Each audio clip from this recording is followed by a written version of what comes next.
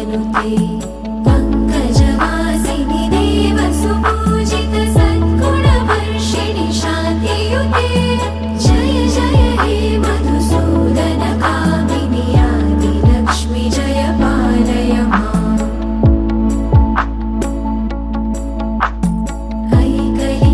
ऐकलिकल्मषनाशिनि कामिनि वैदिकरूपिणि वेदमये क्षीरसमुद्भव मङ्गलरूपिणि